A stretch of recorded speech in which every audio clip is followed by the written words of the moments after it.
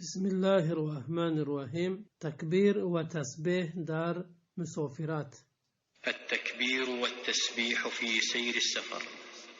قال جابر رضي الله عنه: كنا إذا صعدنا كبرنا وإذا نزلنا سبحنا.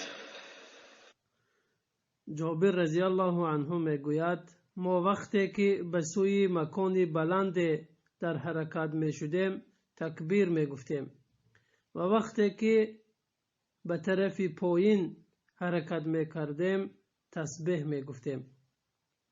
فایده های حدیث.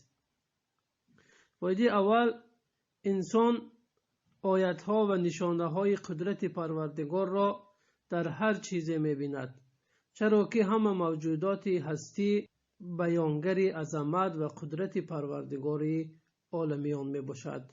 فایده دوم، سنت است که تکبیر و تسبیح آهسته گفته شود، برای آنکه الله سبحانه و تعالی می شنود و نیاز به گفتن با صدای بلند نیست و این امر در ایجاد اخلاص و تدبر در معنای ذکر کمکی بیشتری میکند.